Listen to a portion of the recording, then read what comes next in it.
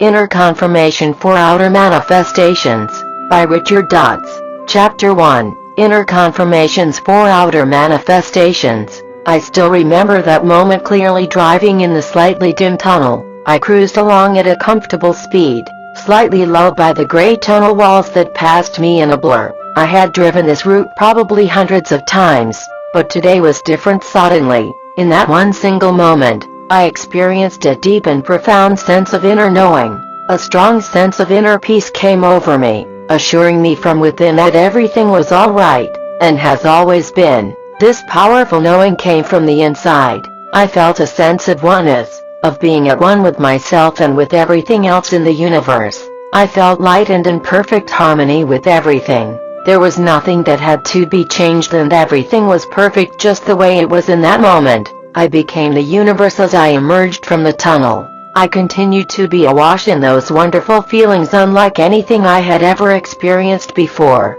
On some level, those feelings felt vaguely familiar to me. I recall feeling them in the encounter I described in the magic feeling. Yet this inner knowing went way deeper than my previous encounter from almost a decade ago. More than just plain good feelings, they came in the form of an inner knowing, an inner confirmation. It was as if something clicked for me on the inside, and I knew then with utmost certainty that I was part of a benevolent universe. In that moment I also knew all the truths of the universe I have been studying to be true. In the weeks that followed, I read up on similar kinds of spiritual experiences. Abraham Maslow would have called them peak experiences, while ancient spiritual masters often refer to them as satori experiences, moments of profound illumination, peace and inner knowing. Regardless of what they are called, I am greatly humbled and thankful to have that experience of inner confirmation since that moment in the tunnel. I've had many happy moments in my life and also a few less than happy moments which constantly remind me of the creative powers we are bestowed with. My life continues to unfold with a great sense of ease and flow that astonishes even me, and I continue to be humbled by the great reception of this series of spiritual books. What started out as a personal, heartfelt letter to one friend to help him improve the conditions of his own life turned into a series of 10, as of this writing, best-selling books on the subject of manifestation in modern times. Clearly these books have struck a chord with many readers who are recognizing their own creative powers and learning how to apply these age-old techniques in the age of social media. I remember how I just wanted to get the word out when I first started writing these books. The first decade of my spiritual journey was filled with countless challenges, setbacks and disappointments, some of which I described in my other books. Thankfully I did not give up. I stuck around. I walked away from these spiritual teachings many times, but came back to them each time round. The longest I was away from them was a few years, and those years were just awfully lifeless. I felt very little joy, and had little to look forward to. I just wanted to add this note at the beginning of my 11th book to let you know that you too should not give up. The universe is always trying to send you nudges to move you in the direction of your greatest good, no matter how hopeless the outer physical situation seems. Whether it is financial, relationship or health setbacks you're recovering from, those are already in the past as we speak. A new and more desired reality can always be created from this moment forward. As Seth says, your point of power is in the present. All of your power is concentrated in the now. Think of everything you know now, and are learning about now, that you didn't know back then. Your life can only get better with all this new knowledge from this point. I say this because had I believed in my own physical reality back then, had I taken everything I experienced with my 5 senses at face value, I would probably have given up and committed suicide in sadness. I understand today that physical reality is merely an illusion and a reflection of our own inner states which we carry around all the time. What a foolish thing it would have been if I had ended my physical life early, because I would not be around to experience all of this magic and miracles in my continually unfolding life. So hang in there, and be sure to commit yourself to applying these tips and techniques to your life. If so many of my readers can do it, so can you. There is no limit to how good life can get. What I have attempted to do with each of these books is to touch on a separate piece of the manifestation puzzle. Why are there so many pieces of the puzzle, you may ask? Why does manifestation seem so complicated? It is not, and I can assure you that most of the complications arise from our own stuck, stubborn ways of thinking and our inabilities to get past them. Therefore, learning how to manifest effectively is really about learning how to let go of unwanted roadblocks and limiting beliefs in the process, rather than learning something totally new. It's about letting go rather than picking up more new stuff. An effective, conscious manifester walks around with very little emotional baggage. I started on my manifestation journey not knowing that I was carrying a ton, probably several tons, of emotional baggage around all the time. I looked years older than my age and felt constantly moody, dissatisfied and tired. All of that emotional baggage was sapping my energy and weighing me down without me even realizing it. The funniest thing was that I tried to practice all these techniques and apply them while holding on to my excess baggage. I even tried to justify my negative feelings, reasoning that since I was doing so much positive spiritual work on the outside, it was alright to feel those negative feelings on the inside. Little did I know that the universe picks up on the sum total of our thoughts and feelings, and not just the positive ones. As I began to let go of my emotional baggage piece by piece, I felt lighter than I had been in years. My mood improved and things started happening in my life. I was gradually stepping into my new reality. Today, I am at a place where the universe uses me as a conduit to get this message out to people. I am often in awe at how everything I write comes so easily to me, because writing, just like everything else, is a form of creative manifestation. I am literally helping to bring the words on this page into their physical form from the ethereal world. What amazes me is how effortless this whole process is, and how page after page gets filled up with these positive, uplifting words that have made an impact on the lives of thousands of readers around the world. But I know that I too am part of the grander, greater and more beautiful scheme of things. Perhaps the best advice I could give before we start on our journey would be this: quit worrying about whether you are doing things right, or whether you are on the right track.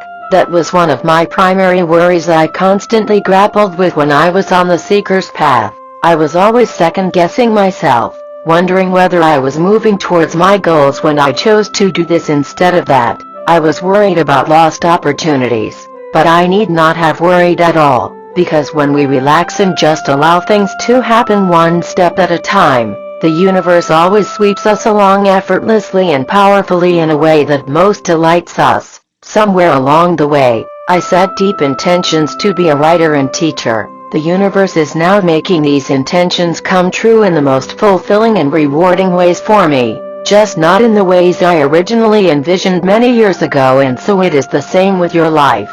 Somewhere along the way, you have set deep intentions to live your best life. Your best life has already been lined up for you in the moment you asked for it, just as the universe lined up this series of books for me to write, even to go as far as telling me what to write in each of them. In the same way, the universe has lined up your good for you and is trying to tell you in the gentlest possible way how you can live that life. It can't force you to live it though, so you will need to let all your preconceived notions, fears, negative thoughts and feelings go in order to step into what the universe has immaculately planned for you. The rest, as they say, will happen by itself. Chapter 2. You, an energy reader? I had always seen myself as a very logical and scientific person. I spent a good half of my life receiving a Western, scientific education grounded in inquiry and logic. Later, during my postgraduate studies, I found myself steeped in the study of statistics and psychometrics. Like many others, I believed that the intellectual mind and logic was the be-all and end-all of everything. I thought it held the keys to everything we needed to know to have a good life, and had all the answers for humanity. The colleagues I've met and worked with believed deeply in the same as well. We were proud of our own intellectual knowledge and thrilled by the tools we had at our disposal, and so it is no surprise that when I first started on my spiritual journey, I chose to stay away from esoteric books on subjects related to energy centers, chakras, or the reading of energy fields. I found myself adopting a more pragmatic and scientific view away from any of those New Age, energy stuff. But the more I delved into the study of these metaphysical truths, the more I realized how each and every one of us was always perceiving, translating, and moving energy, whether we liked it or not. To my scientific mind, the idea of us working with energy sounded foreign and abstract. Yet at the most fundamental scientific level, it is the truth. We are constantly interacting with the energy fields around us. Yet these concepts still sounded like they belonged to the realm of the New Age, the stuff of psychics or energy healers. Therefore, for the first half of my spiritual journey, I avoided using similar words and concepts to describe what I was doing, preferring to go for more scientific and relatable analogies. Instead, a few things occurred along the way which sparked a change in direction for me. One of them was the spiritual experience which you read about in the previous chapter, in which I was suddenly given a glimpse of the entire universe from a macro perspective. Apart from that experience, I had many other encounters on a daily basis in which I would feel incredible feelings of momentum, peace, and joy rush over me. I would literally feel a sense of forward-moving momentum, of being propelled forward energetically. I could feel these interesting sensations swirling all over me, and these sensations deepened as I continued with my spiritual practice. At some point in time, I decided to take a closer look at all of this phenomenon. While I had previously dismissed them as mere pleasant sensations and good feelings under my skin, I now know that they are something more. They point to something deeper. They are, in fact, my own perceptions and translations of the energy field we are all immersed in. They are representations of how I am literally perceiving the energy field around me. These feelings are letting me know whether I am aligned with the universal flow or setting myself up against it. As I became increasingly aware of my feelings and paid more attention to them, I began to shift more of my conscious waking awareness inwards. I began to notice the subtle details in these sensations. Much as how we notice subtle details in a piece of fabric the longer we observe it. These are sensations that have always been there but largely ignored by me in favor of an outer-directed perspective. For the first time in my life, I was really turning inwards and taking a closer look at what happened in my inner state. I was scrutinizing and picking up on the subtle sensations of my inner state, and learning to tell from moment to moment how I felt. I was picking up on the cues that the universe was constantly sending me. All of this came as a huge surprise to me, as I did not know that we had been bestowed with such a rich, inner spiritual world. I had always thought that there was nothing on the inside, and that it merely consisted of a series of feelings and physical sensations. Individuals who meditate for the first time often complain of nothing but darkness on the inside. There's nothing in there, they say when told to turn their conscious awareness inwards. But I now know that these physical sensations are more than just mere feelings. They are more than mere byproducts of our thoughts. These physical sensations hold the keys to our inner world. When we learn how to notice and interpret these physical sensations, we are literally reading and feeling energy. Before I reached this place of new understanding, I had thought that the feeling and reading of energy was reserved only for the intuitive or gifted. I thought only spiritual masters had that ability. Indeed, individuals with a strong sense of intuition or energy healers often speak of listening to that inner voice within or receiving inner guidance. Over time, these individuals have developed ways of getting messages from their inner and higher selves, which is no different from perceiving subtle differences in the energy field. While modern science has dismissed guidance obtained in this manner as unreliable and baseless, I am beginning to get excited by all the possibilities. If we all learn to live in this manner, a lot of the perceived issues that plague humanity will suddenly fall away overnight. Are you starting to get intrigued by the implications of all this? It means that all of us are constant perceivers and translators of energy, whether we realize it or not. It means that all of us have the ability to work with and directly shape the energy fields around us, whether we consider ourselves to be intuitive, perceptive, or gifted in this area. It is a basic human trait. If you have felt pleasant sensations swirling around your body while you meditated, or just a general sense of lightness and joy, you have what it takes to deepen your practice through the techniques described in this book. I am further encouraged by the stories of shamans and indigenous cultures who have not lost touch with this side of themselves. While many of us in the modern world would consider these indigenous tribes as backwards or uneducated, I see it as living testimony that one does not need to be knowledgeable or worldly in the conventional sense of the word to alive these principles. As mentioned, it is a basic human ability, and once we awaken to it, the possibilities are endless. This forms the basic premise of the book you're holding in your hands right now. We are going to shine the torch inside and take a good look at our own inner states. It is a basic premise which I have been exploring in my previous few books, in which I constantly remind readers of the need to do the inner work. But this book goes beyond all that. It shines a light on what is on the inside so you can notice the richness and beauty that is going on in there. It shows you how to change what is on the inside so that your outer reality can mirror and match up to it.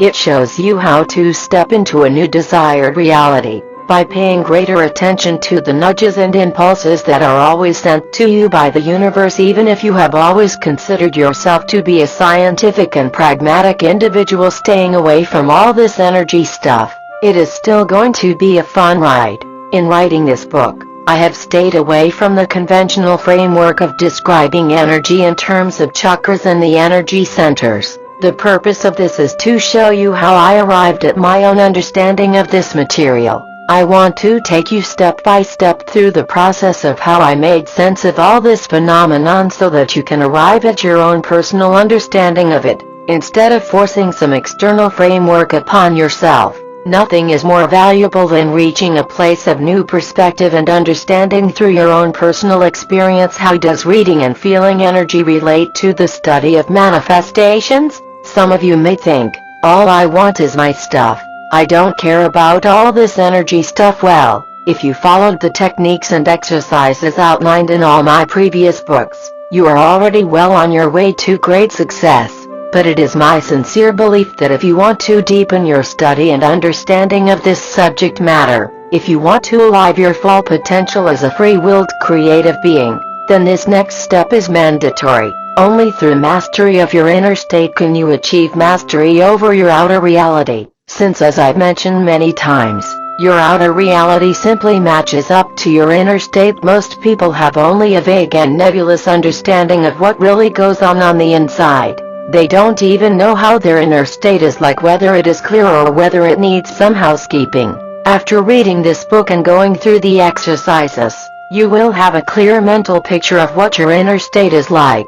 You'll also learn how to interpret the impulses and guidance that your inner higher self is always trying to send you. I'm confident that you'll end this book as a more intuitive and spiritual person, and that you will place way more emphasis on these feelings, impulses you're receiving. All of these are key in the manifestation process. Manifestation is nothing more than bringing things from the non-physical spiritual plane into the physical plane. But we cannot be effective manifestors unless we know what currently exists on our spiritual plane. How is our inner state like? Is it constantly in a state of turmoil and worry? Is it constantly tumultuous? Is it affected by what goes on around us? Is it filled with lots of drama and negative emotions?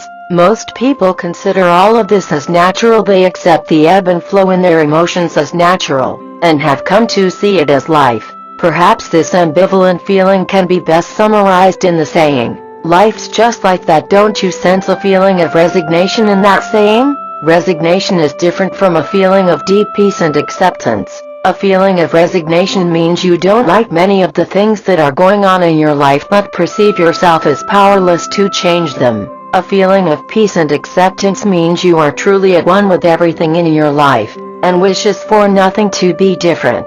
There is a great difference between the two inner states. Most people walk around with a sense of forced or faked acceptance. They say, "Oh, it's alright if things don't turn out the way I want them to. I accept it." But that is only at the level of their physical words. What are they really saying or feeling on the inside? Very often, if you could have a peek glimpse of their inner state, you'll find that they're actually not truly alright with whatever is going on. An inner war is constantly raging inside of them where they're trying to fight against outer reality and trying to change many of the things that are going on in their world. These people walk around with a sense of great injustice and the need to continually correct others' perceptions that do not match up with theirs. Sometimes this manifests as a sense of feigned resignation or acceptance, but at other times it can also manifest as other types of nasty behavior, such as picking upon individuals who cannot fight back. We sometimes witness this type of perverse behaviors around us. These individuals have developed their own psychological coping mechanisms to make up for the perceived injustice or unfairness in their world, by being mean to others instead. Needless to say, the emotional toil which they are under does not serve them well in the long run. If you want to be an effective manifester, you have to give up the need to be right. You have to place feeling good and maintaining a joyful inner state far higher in importance and priority than anything else in your life.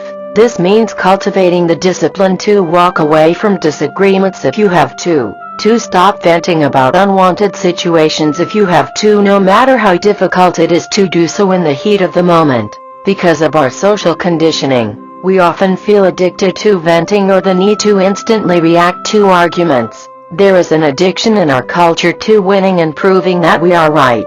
But all of it comes at a cost. It causes our inner states to become tumultuous and inconducive for manifestations.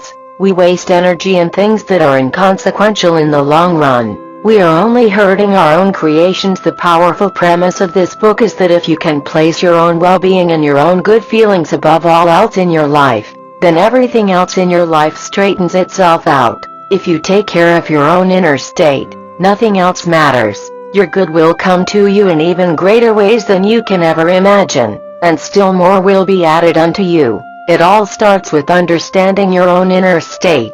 Chapter 3, Your Starting Point for Successful Manifestations. Just for the next few minutes, stop everything you're doing and turn your conscious awareness inwards. Take it away from where it has always been, on people, events and circumstances on the outside of yourself to the inside of yourself. Place your attention on the inside. Make a mental note of how you currently feel on the inside. For most of us, this will be the first few times in our lives when we really turn and take a good look at what's happening on the inside. And it sure feels weird. Taking a closer look at our inner state involves using a whole different set of perception skills. While we use our 5 senses to perceive our outer world, the same senses do not apply here to the inner world. Instead, all we are left with when trying to feel our way through our inner world is a mix of interesting bodily sensations and feelings.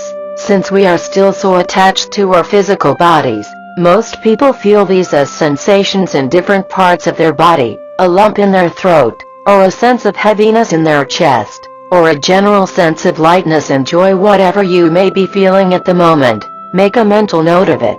Now if you are doing this for the first time, words to describe the feelings will not come easily. You'll not be able to describe them exactly, just as how you struggle to find the right words to describe the taste of red wine which you just sipped. But stick with this exercise over time and it'll get easier and easier for you. I'm not asking that you describe your inner state in words, although that is certainly what many will be tempted to do. We have been so conditioned to use physical words to describe our inner emotions and feelings. What can actually be described in physical terms turns out to be only a very small subset of the emotions which we can feel. For example, don't we find ourselves reverting back to labeling our feelings in the same old ways? Feelings such as joy, happiness, anger, or sadness. Those are some of the common feelings that we go through every single day. But what about all the feelings in between which are indescribable? What about feelings for which there are no words to adequately describe?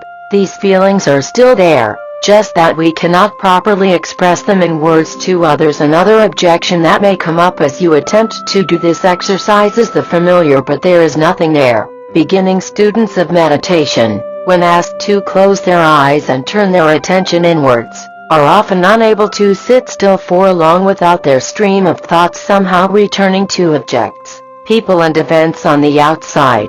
Their reasoning is that there is nothing on the inside to focus on. Everything is just bleak darkness and emptiness. This is because we are still trying to use our five senses to perceive the inner world. But the inner world cannot be perceived through our five senses. If you use your traditional sense of sight to see the inner world, of course it'll all be dark because there is no physical place which you can set your sights upon. In the same manner, there is no physical location which you can place your nose to smell, and no physical location which you can reach out to touch. The closest to using your sense of touch to feel the inner world would be to feel the physical sensations in different parts of your body. That's why most people often start there, as it is the easiest place to start. Another helpful tip would be to close your eyes as you tune into your inner state to cut out as much of the outside input as possible. While keeping your eyes closed, focus on your breathing and feel the sensations in different parts of your body. As I described in my other books, most people will almost instantly start to feel goosebumps running all over their body and a sense of energy shoot up their spine. They will start to feel pleasurable sensations running all over them. This is our perception of the inner state using our sense of touch. Our inner states are not the goosebumps, or the energetic feelings themselves. Rather, these feelings and goosebumps are our translations and perceptions of this energy. Congratulations!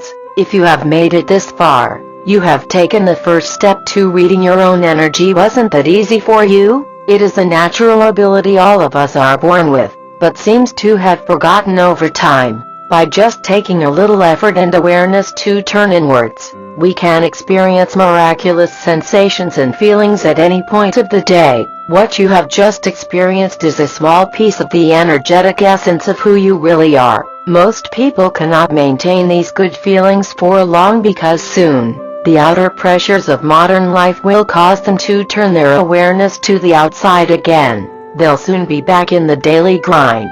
But know that whether your attention is turned outwards or inwards, your inner state is always there. It does not vanish simply because you are not placing any attention on it, and your inner state is the one that determines the results of your outer manifestations. If you wish to be a powerful manifester, you must be zealous about tending to your inner state. It's as simple as that. Back to the exercise we were trying a few moments ago. Just for now, close your eyes and focus on your inner state. How are you feeling on the inside? Don't try to find precise words to describe how you are feeling. Instead, just notice how you are feeling. Observe the feeling or feelings. For example, I can be looking at a tree and just noticing, observing it. I know I'm looking at a tree, even if I'm not narrating or describing what I am seeing. In the same way, notice and observe your inner state without trying to describe what you are noticing. There is no need to put words to what you notice. Instead, just notice what is there. Also, do not try to change what is there. Just let everything that is currently there be alright. This is your starting point. There is great value in this starting point because it shows you where your manifestations are currently going. It took me many years to finally realize that the inner feeling I was walking around with and considered to be normal was actually a sickening feeling of fear. Therefore, I just want you to notice whatever you are feeling on the inside and don't label it. The moment we label something, we feel tempted to judge or change it. So don't label it.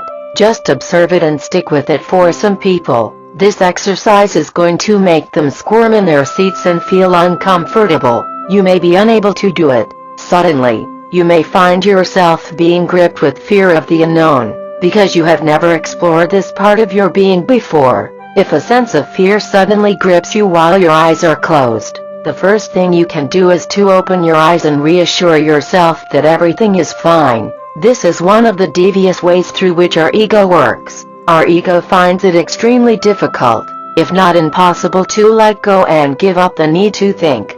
The ego always wants to keep us safe based on what it knows. Therefore, when we attempt to turn to a part of ourselves that is unknown, the ego lets us know that it is not all right. What you have just read in the past few pages did not come to me in a single sitting, or even a single day, week or month. bits and pieces of the process came to me over the period of several years. So understand that even if you are unable to complete this exercise, you can always set it aside and try again tomorrow. Don't force yourself to turn inwards and sit with your inner state if you cannot do so without feeling apprehensive.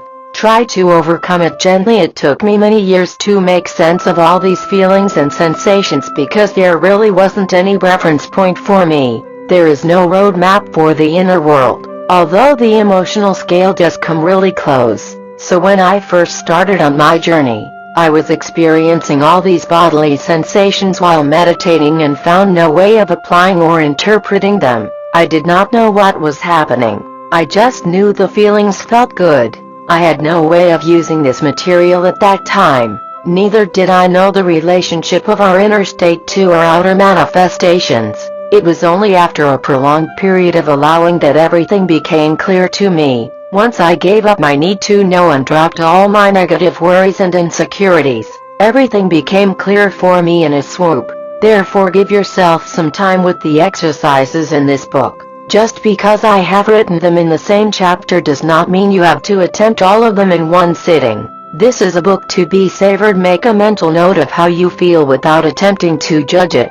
For example, you may feel quite happy and light at the moment. But is it all a feeling of happiness and lightness? Do you feel completely happy and light? Be persistent at asking yourself this question while observing your inner state. Once again, we are not trying to change things but simply observing things. We are attempting to observe our starting point. For most people, several persistent rounds of self-inquiry and observation will reveal the surprising or not so surprising answer to be no. They'll realize that while they thought they felt quite neutral on the inside, there is actually a slight nagging feeling of fear or worry. There is perhaps a 10% or 20% feeling of fear or worry. Sometimes I like to use numbers to quantify the level of something I'm feeling. This is similar to the use of subjective units of distress, SUD, in healing work, in which an individual is asked to give a number on the SUD scale before the healing intervention takes place. And after the healing intervention takes place, I have found that putting a number to gauge the level of my subjective feelings is useful for me, so I know if I have dealt with it successfully. Since everything happens on the inside with no external reference point, it is easy for someone to completely forget that he ever had the pain or fear in the first place, as everything seemed to have shifted instantaneously. Very often, patients often go as far to deny that they had those sensations in the first place. Therefore, stating an SUD before the intervention and then comparing it to the number after the treatment offers some external validation that the intervention worked. The same applies here. I would usually ask myself, out of 100%, how many percent of my inner state is fear? Or how many percent of my inner state is worry or guilt? Because I have been doing this for quite some time, I'm able to identify the feelings quite quickly.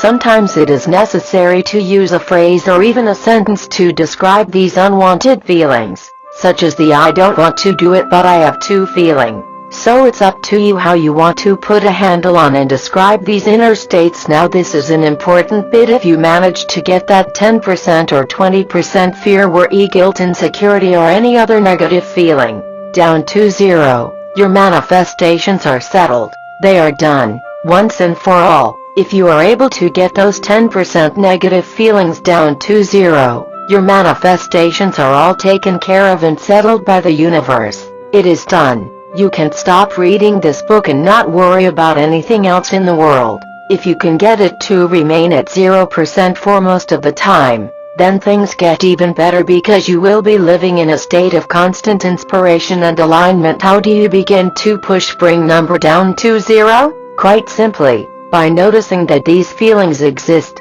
by acknowledging that these feelings exist, and by becoming aware of them. Even today as I do this work, I frequently check in on my inner state and ask myself the questions above. Do I feel 100% positive and light in this very moment? If the answer is no, then I ask myself, how many percent of negative feelings am I feeling?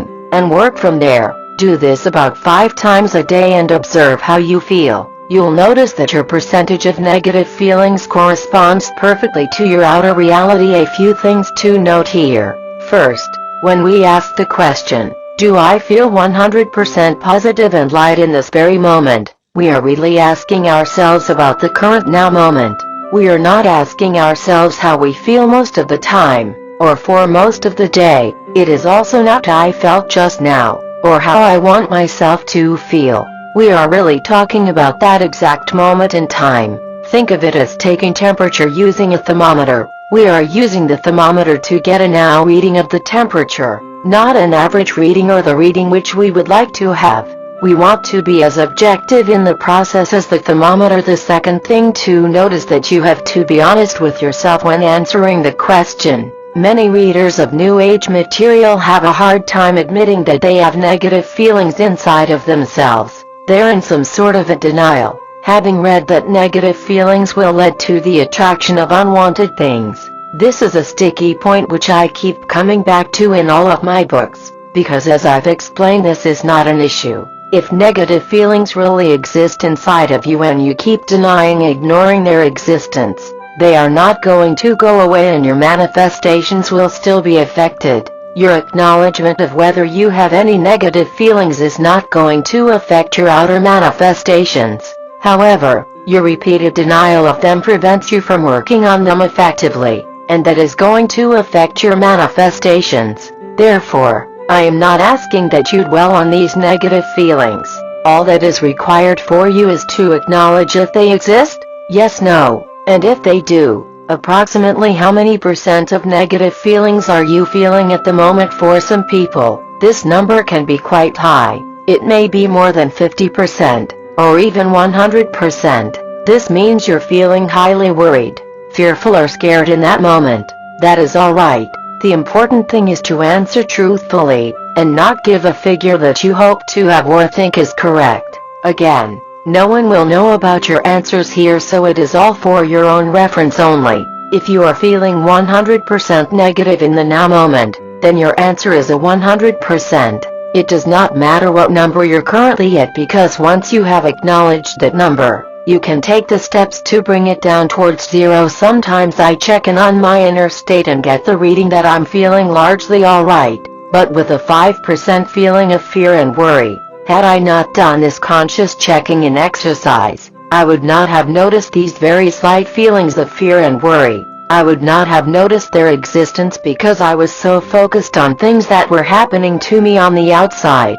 So this exercise has great value in that it reminds me to deal with negative feelings right here in the moment. At other times I check in on my inner state and it's obvious that I'm not feeling good, like at 100% anger. If so, I don't judge or blame myself for it, neither do I bother myself with questions of how did I get here? I'm not supposed to feel this way. I simply remind myself gently that now, 100% anger is definitely not going to lead to positive manifestations in future, so why make life difficult for myself now and in the future? Why suffer the distress of negative feelings now and still have unwanted manifestations in future? With that realization, I instantly relax, then take the steps to realign, refocus and bring myself back to zero. The great value in this exercise is not so much in attempting to change the numbers, but to first notice what they are. This is your starting point for successful manifestations. Chapter 4. All you have lived is valuable. Once you have successfully identified your starting point, we can start taking positive steps to change it. It does not matter where you are at the moment or where you have been. As mentioned, we are not even interested in answering the question, how did I get here in the first place? How you have gotten to this point is not important at all in the grand scheme of things. What's more important, and the only thing that matters, is where you want to go, and what you want to create from this point forward. It is the only question you need to answer, so drop the needless worries and guilt about the past. Drop any feelings of regret or wasted time. Drop the feeling that you have wasted unnecessary time, energy and effort in the past, or that you have been on the wrong path. There is really no wrong path, because all of that living has culminated in the now. All of that living has resulted in the current you today. providing you with the much-needed impetus to move forward from this point. It is the same for me as well. As I look back on the journey I have taken, I don't blame myself for the supposed detours and the times when I could have taken a particular path but did not. As I've said many times, how do you know what is best for you? Our limited physical perspectives prevent us from knowing what is highest and best from us, while the ego always tries to pretend that it knows what is the best for us. However, Universal Source indeed does know what is the highest and best for us, and is constantly trying to lead us towards it. The only issue is that we shut ourselves out by listening to the ego, by listening to negative or fear thoughts, and by trying to rationalize and intellectualize through things. Give up the need to rationalize or figure things out in the hope that you will choose the correct path. I can tell you that there's no correct path because all paths ultimately converge. Even if you choose the wrong path today, universal guidance will be there tomorrow to guide you back to your greatest good. Therefore, you'll simply go through a different set of life experiences but still ultimately end up with all the valuable lessons that you need to learn. As I look back on my 10-year struggle with the law of attraction and these universal principles, not even for a single moment have I wished that things turned out differently. It is not because I do not remember my struggles back then, or how miserable and hopeless I felt, but because all of those life experiences have culminated and contributed towards the person I am today. Therefore I do not wish for a single moment that my 10-year struggle was shortened into 10 days, as I would have missed out on many important and valuable lessons. Could it have been shortened to 10 days? Could I have sidestepped the struggle completely and not have to experience it at all, instead jumping straight into my whole new desired life? Absolutely yes. All of that was optional. The struggle was completely optional. But in my case, I had to go through it to allow myself to learn the lessons within and live from a new place of understanding. Therefore, I could only learn the lessons within by living out those life experiences without, which in turn clarified my understanding and caused me to fine-tune my vibrations. All of that has led to this series of books, which are in turn helping millions of people out there. Do you see how wonderful the universe is? Because of all this life experience I have lived, I am now in a position to help millions of people, and it is the same for you as well. Maybe you do not see yourself as a writer or teacher in the traditional sense, but every single day, you are living your life as a parent, lawyer, designer, brother, sister, mother, administrative officer, executive. All that you are living in your life right now, whether the good or the bad, is adding to the sum total of your life experience. All of it is going to clarify and add on to your understanding of life itself. One day, this life experience of yours is going to help others become better parents, lawyers, designers, photographers, whatever role you choose to make a contribution in. That's why I have often mentioned that living a spiritual life does not mean walking away from whatever you have. It means making a contribution from right where you are, right in this moment. You can lead a spiritual life without having to change roles. One of my favorite stories told by Abraham Hicks is one in which a businessman lamented about losing his fortune built up over several decades, and that he would not have the time to build up that same fortune again. Abraham's response, always in line with the highest vantage point of the universe, was that all of that life experience the gentleman has lived has not come to waste. Instead, all of those experiences that the man had lived has propelled him into an even better and more powerful place to create a bigger fortune. Once again, my own life experience has shown this to be true. All of that powerful, and oftentimes intense, asking that I did early on in my path has helped to propel me forward with amazing clarity and momentum. They have culminated in the now moment, and the now moment is all that matters. This is why I encourage you to always check in to see how you are feeling this very now moment. Cultivate the habit of doing so a few times each day. Just check in and see how you are feeling this very now moment without attempting to change things the way they are. This exercise will provide you with valuable insights, as doing it over the course of several days will give you an average inner state reading that will approximate your outer reality very well. If you find that you are constantly worried or living in negativity, fear, your outer state of manifestations will reflect that as well perfectly. It follows that if you wish to change your outer reality, you have to change your inner states. When most people check in on their inner states, they find themselves carrying an incredible amount of burden, guilt and regret about past events. They walk around blaming themselves for doing or not doing this or that. For example, they may say, "If only I had been more careful with my money back then. If only I had invested it carefully back then instead of splurging it." Let all of those past guilts and regrets go. There is no use holding on to any of them. There is no way you can go back and change the past. So by holding on to all the guilt for one moment longer, all you are doing is to bring those negative feelings from the past back into the present moment. And these negative feelings will continue to affect your future manifestations. So why allow yourself to suffer like that? Let everything about the past go. Let any blame thoughts about not taking the right action in the past go. It does not matter what you have done in the past. It matters what you are doing now in the present moment, because all of that is going to directly shape your future. When you are able to effectively drop all the emotional baggage you're carrying about the past and start living in the now, you would find yourself lighter and freer. You would find yourself to be more joyous and at peace with everything around you. This is because you are no longer at odds with yourself, with who you were before. I have forgiven everyone and everything in the past, no matter how much blame, resentment or injustice I felt. Very often, the person we need to forgive the most is ourselves.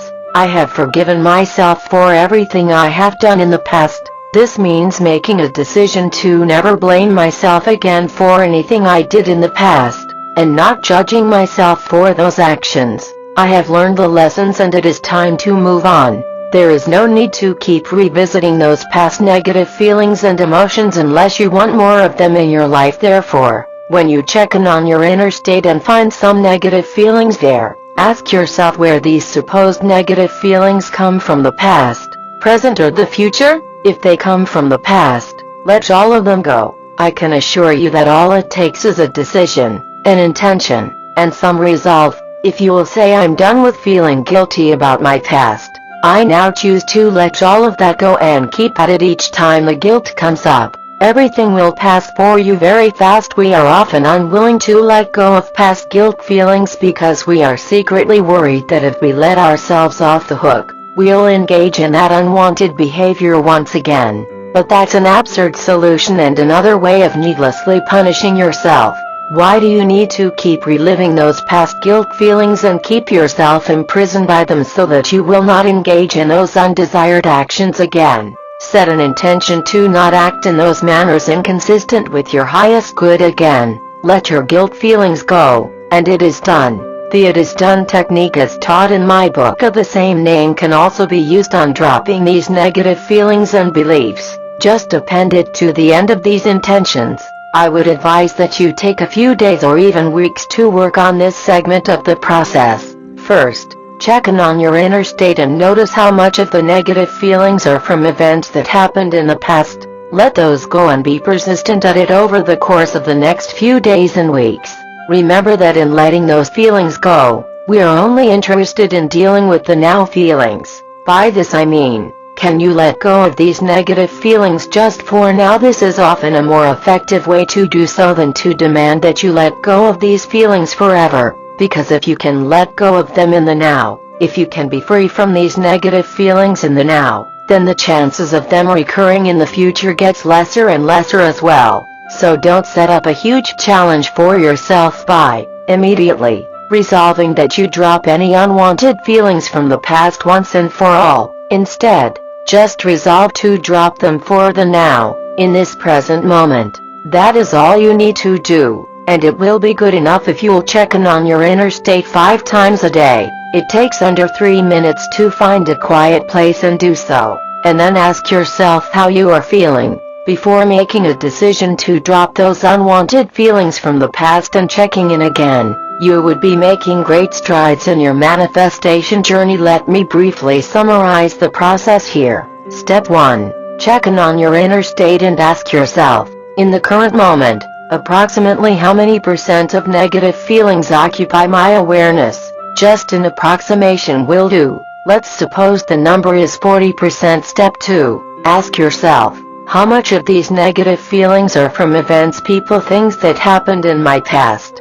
How much of them are due to past fears, regrets, unhappiness that I am carrying around? Let's suppose that it's 90%. Which means that almost all of your negative feelings are about events that happened in the past. Step 3. Resolve to get that 90% down to 0. Set a light intention to let all of it go in the now moment. Can I allow myself, just for this moment, just for now, not in the future, to stop feeling these negative feelings about the past? Yes, no. Can I allow myself, just for this moment, to let these guilt feelings go? Yes, no.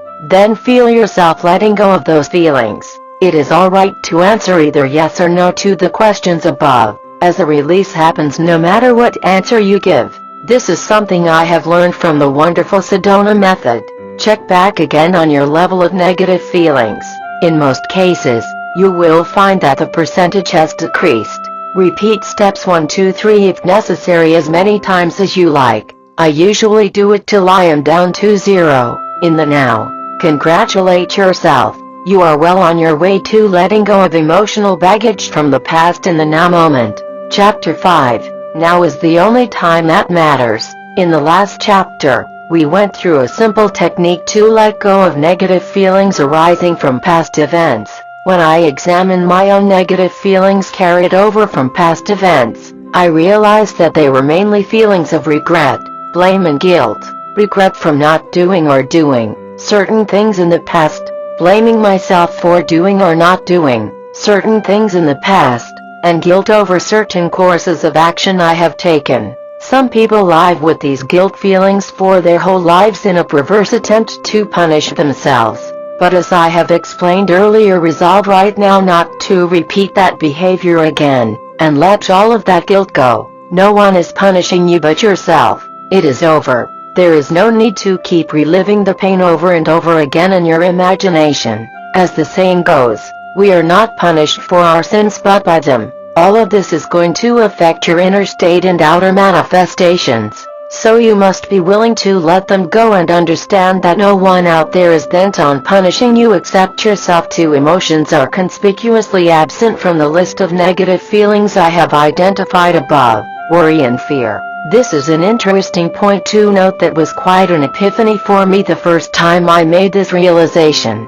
When we worry, we are always worrying either about the present or about the future. We never worry about the past. In other words, feelings of fear and worry never come from past events, which is why you will not find yourself carrying any worry feelings about the past. Why is that so? We worried in the past because we were uncertain or fearful about our future outcomes. We did not know what the future held back then. We were scared that things would not turn out the way we wanted them to. However, once we reached a point in the future when the events or circumstances materialized, whether in a desired or undesired manner, our worries evaporated. True, we might then have to deal with the manifestation itself, but the point is that we stopped all our worrying once the event materialized and the outcome was confirmed. How is this useful to our study of manifestations? I have realized that the feeling of worry can often be so overwhelming and destructive that it destroys our inner well-being entirely. I remember being so worried and fearful as a child about all the bad things that could possibly happen to me. All that worrying took away the joy of living in the moment. It was like I hardly lived a good life all those years. Therefore, there is a possibility when you check in on your inner state that you'll find one filled with worries and fears about the future. For some people, it may be a 90% or more feeling of negative worries and fears about present and future circumstances. This is what we are going to be dealing with in this chapter. I have written quite a bit about dealing with negative worries and fears in my other books. Particularly it is done in Playing in Time and Space, where I walk readers through the process of questioning their own worrisome thoughts. In this book, I would like to talk about another dimension of letting worrisome thoughts and fears go, and it is this: now is the only time that matters. This is a very important realization to have when working with your negative worry thoughts about the present or future. You may feel overwhelmed and unable to drop even some of your worry thoughts at once. For you, it may seem extremely logical to worry about something, especially if an unwanted reality is looming just round the corner. For example, an individual may say, "Of course I have to worry about money because I do not have enough money right now to pay my bills. Therefore I have to worry about it so I can figure out how to get more of it." That sounds perfectly logical at the level of words, but check into your inner state when a statement like that is uttered. What is the inner state of a person who makes this statement? Very likely, it would be 100% worries and fears.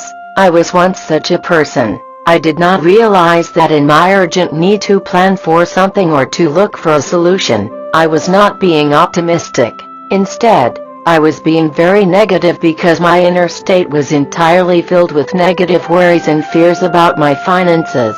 Now, is it possible to make the same statement and feel hopeful? Absolutely. When a person says, "I know I'm not in a good place financially, let's see what I can do to change it," now he has moved up the emotional scale into the realm of hopefulness. So you can see how our inner state always determines our outer results. If we move up the scale once more and that same person says, "Where I have been does not matter. What matters is what I do from this point onward," now we are really moving, because this individual's inner state has changed so much from one of 100% fears and worries, to probably only 20% fears, worries and 80% expectancy. Do you see how our words always mirror our inner states? Don't change your words for the purpose of appearing positive on the outside. That won't work, as I found out the hard way. You have to genuinely work at changing your inner state. It is the only thing that matters. Someone who has been fearful and worried about present circumstances in the future for a long time will find it difficult, if not impossible, to stop worrying. Therefore, there is a simple mind trick that I engaged in the earlier part of my journey, and it is this. I asked myself if I was willing to stop worrying for now. Just for now. Would you be willing to drop all your worries about money and finances? Not for the next hour, next day, or next week, not even for the next minute, but just for now, just for this now moment. Once you can get to a yes, the things you want will happen very quickly. An opening would have been created once I realized I could drop all my worries and fears just for now, even for a single short moment. I came to the profound realization that I was not my worries and fears. Previously, all these worry and fear thoughts overwhelmed and took control of me so much that I had come to identify myself as and with them. I had seen myself as inseparable from them. I had come to see worrying as a part of my identity. But the very moment I was able to drop those fear-worry thoughts for one single moment and still exist in that moment as a separate being, I immediately saw the folly of worrying. If I could be free from worries for a single moment, why not the next moment, and the next? Why not slowly extend those worry-free moments longer and longer? What I would encourage you to try is to let go of your negative feelings about present and future circumstances each time you check into your inner state. If you check into your inner state 5 times a day, then drop those worry-fear feelings 5 times a day and no more. You can always go back to worrying and feeling fearful later on if you wanted, but for those 5 times a day, let them go. Let them completely go and immerse yourself in the feeling of being totally free. Feel yourself completely free from the bondage of all these unwanted negative feelings, and notice how light, empowering it feels. You'll notice pleasant bodily sensations swirling all over you, or a bolt of intense yet gently energy shooting up your spine. Notice these feelings and really immerse in them just for the now. The great secret to manifestations is that everything happens only in the now. Now is the only time that matters. This means that the now moment is the only time you have to take care of, and everything will take care of itself when the time comes. Your job is to take care of the now moment, to tend to your inner state in the now moment, and do nothing else. Everything else will be added unto you when you get there. Anytime you are not living this now moment, your attention is placed somewhere else. This means you're worrying or fantasizing about some future outcome. Don't fall into the same trap which so many hopeful manifestors have fallen into. What they do is to try and feel good now in an attempt to make something happen in the future. They decide what actions to take now so that something can happen in future. Can you see how they're still trying to change the future? Give up every need to change the future and just immerse yourself completely in this now moment. If in this now moment you can get yourself to feel abundant, prosperous, light, free, joyous, then everything will take care of itself when you get there. This is universal law and one of the most counterintuitive things to grasp whether we like it or not. All we have are a series of now moments. It's always the now, now, now, now, now. When we step into our future, it will be the now for us. So we have no means of living any other way other than to live in the now. To try to live in the future is trying to do the impossible. Yet that is what so many people do when they worry. They think their worrying is going to change the future, when in fact all it does is to mess up the balance of the now, and therefore mess up their manifestations. Give up any need to predict or to change the future. If you'll make feeling good now and maintaining a good inner state now your utmost priority, things will happen for you so quickly that time does not matter. Divine interventions can happen so quickly and completely that they defy any logical explanations of time. This is what I have experienced over and over again. It is what you can experience too if you immerse yourself wholeheartedly in the study of this material. Two major objections always come up when I suggest this way of living. The first is, but my problems will not go away if I live this way. Aha! That is a manifestation stuck point, which I discuss in the 95-5 code, and a core limiting belief. My response to that is, how do you know? If you examine and contemplate this question for yourself, how do you know your problems would not go away if you lived this new way? Is it your higher self or ego speaking? If you have been someone who has been steeped in worry since the beginning of time, how could you possibly know that this way of living will not work out since you have not lived this reality? That is a good point to ponder. Second, let's suppose that you're right for a moment. Let's suppose that we lived in a fatalistic universe. We do not, and that your problems really would not go away even if you stopped worrying about them. If that's the case, then why worry about them in the first place? If your problems were going to occur, materialize whether you worried about them or otherwise, then why choose the worrying route and end up with optional, needless, and necessary suffering from now till the materialization? Why worry about something you cannot change? Whichever way you look at it, I have never found a good reason for worrying about the present future. Fortunately though, we do not live in a fatalistic universe. We live in a universe where we continually create our realities through our inner states. This means, as illogical as it sounds, that if you stop worrying, your perceived problems will go away by themselves. Desired conditions will replace the undesired conditions that have been in your life. Those undesired conditions were there simply and only because they have been perpetuated through your stuck inner states. Are you beginning to see the possibilities in all of this now? I still feel excited over this realization even after repeating and saying it so many times, and I feel a rush of energy all over me each time I teach it. Your outer reality is held in place by your inner state. Whatever inner state you are perpetuating results in a corresponding outer state. Worries and fears create an unwanted, worrisome outer state. If you want all those things you worry about to fall away by their own accord, stop the worrying first on the inside. Stop the worrying even just for a single now moment, and then gradually you can do it in the next now moment and so on. That is all you have to do, for the rest of your life.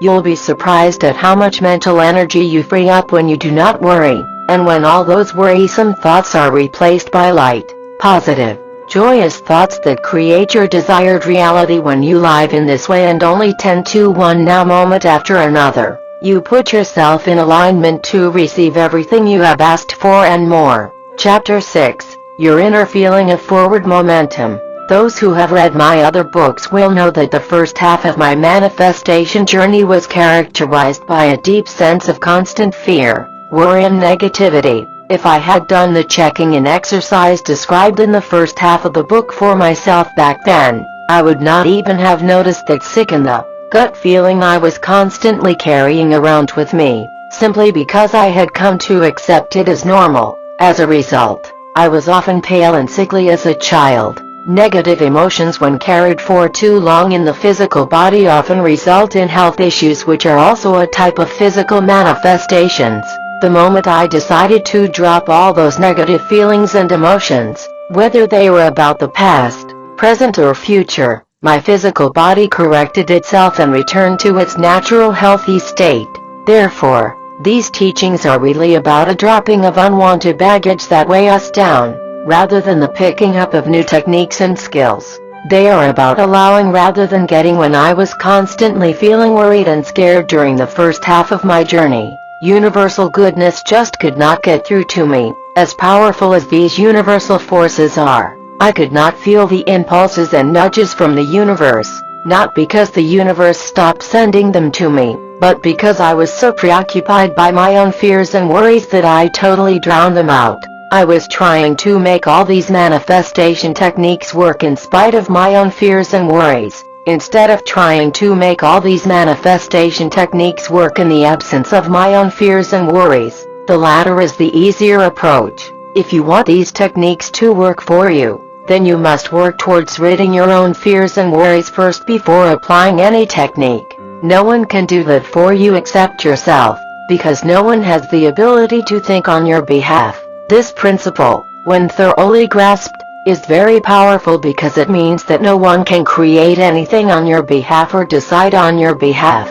You have the ultimate freedom to create as a free will being. I first started receiving impulses and nudges from the universe once I freed up some of the mental capacity I previously used for negative feelings and thoughts. When I was feeling 100% worried and negative, no impulses and good feelings could come through to me. I was perpetuating my stuck states over and over again without realizing it. But here's the good news. The moment I lowered that percentage even by a little bit, the moment I went from 100% negative feelings to around 90% negative feelings, things started happening for me. Although things still did not happen as quickly as I liked because the majority of my thoughts and feelings were still working against me, I experienced some relief.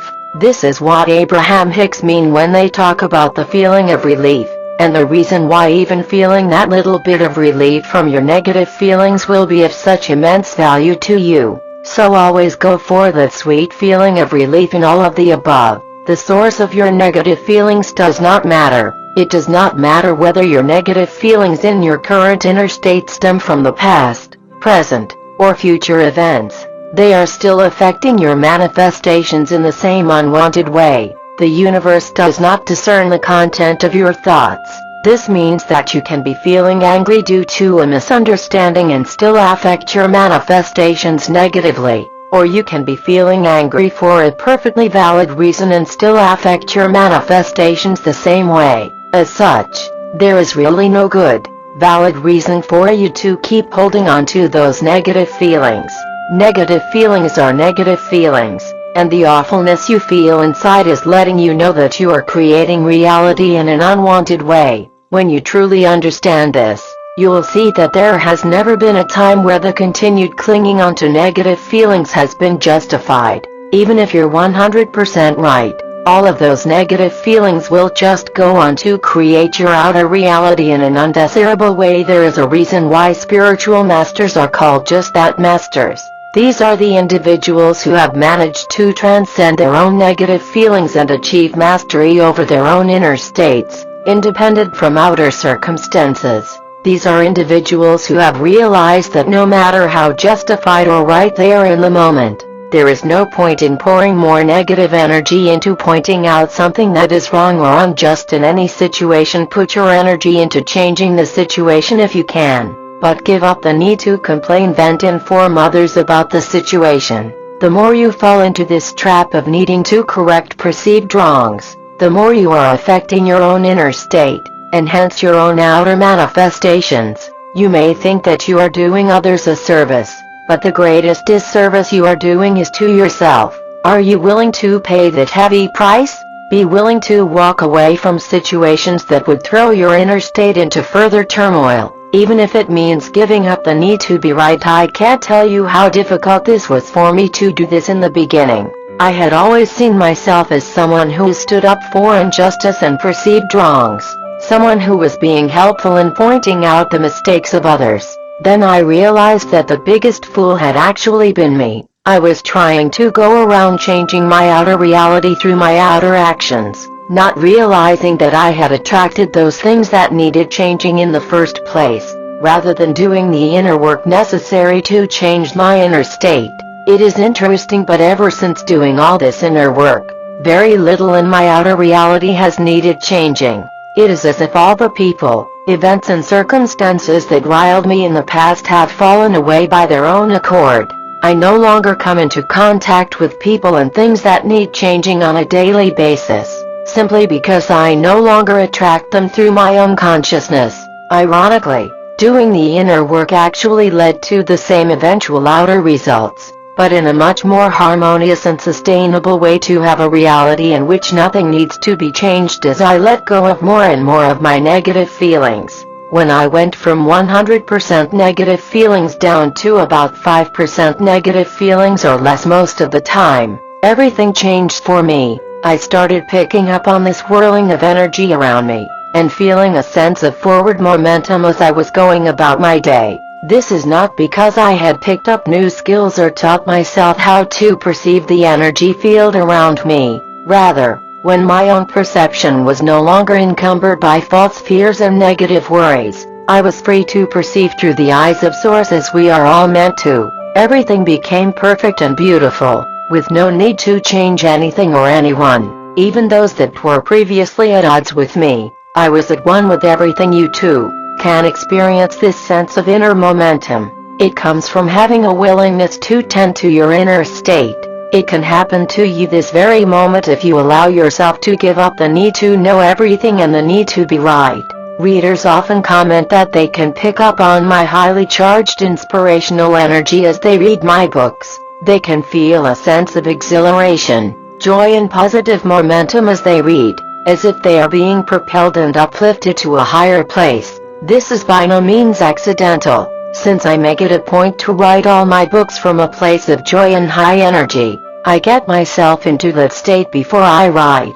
It is also in this state where my own thinking is not clouded by my ego and my own limited perceptions, which is why words flow easily through me onto the pages. The reverse is true as well. When an author creates a piece of writing in a very sad and sorrowful inner state, the reader picks up on the intensity of those emotions and feels them through the pages. Will this affect the reader's manifestations? Absolutely. Anything that has the ability to change your inner states will affect your outer manifestations.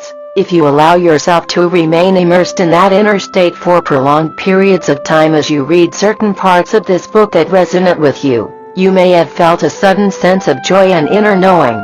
I often interpret this as goosebumps all over my body and a tingling of my spine, following by waves of good feelings all over myself. The feeling is not unlike that of having an orgasm, which is also a moment where people experience very little resistive feelings in their inner state.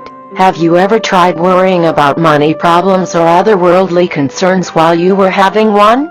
This is also the reason why an orgasm feels so good. Not because the nerves in your body are being stimulated in a certain way, but because you have momentarily let go of all the negative feelings and thoughts you have been holding on to previously.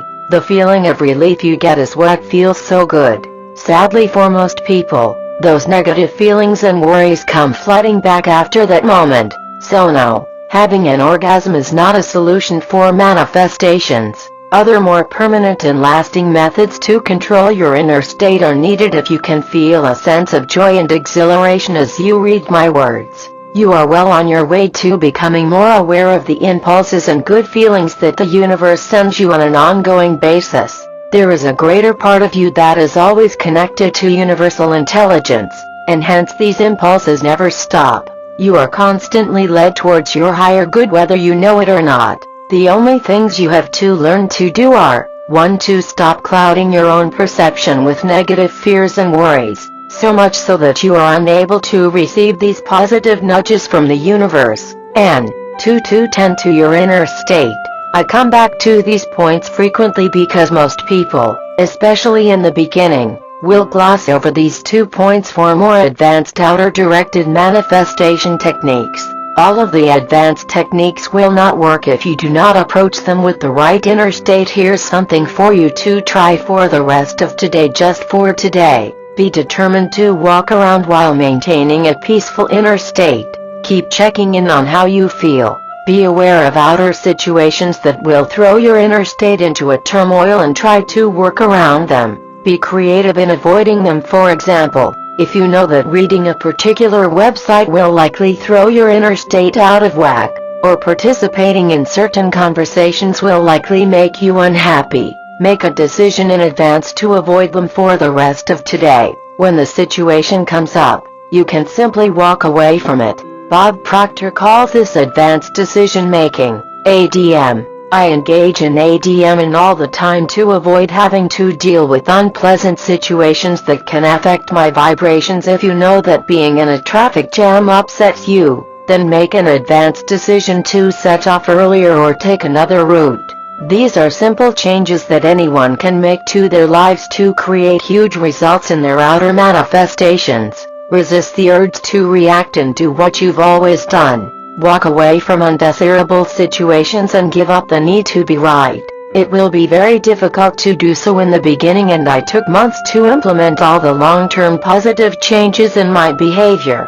But the feeling once I had successfully done so was very empowering and liberating. The few months you take to tweak your life will ensure a lifetime of ease and joy. Some of the changes you can make in your daily life will be very simple and easily overlooked. Yet most people do not implement them due to a strong sense of inertia. I often found myself upset by the morning rush hour traffic on days I needed to commute to work early. Spending an hour or two cooped up in stop-and-go traffic was upsetting my inner state even before my day began. Yet I accepted it as a normal part of my routine. As I began to look at ways to maintain a calm and peaceful inner state, I realized that I could simply set off 2 hours earlier and avoid all that morning rush hour traffic.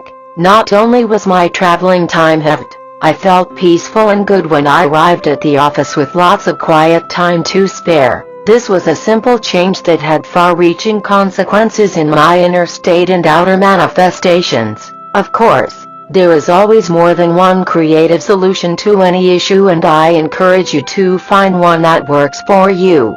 For others, it may be as simple as filling their commuting time with meaningful audio programs so you learn something new every morning. Another small thing that inconvenienced me was the need to constantly tie my shoelaces as they became undone throughout the day. As someone who goes around in jeans and sneakers, I noticed that I spent a long time tying them in the morning just to make sure they were secure and had to retie them throughout the day. This was upsetting my flow of things, and I was bothered each time I had to reach down and retie them.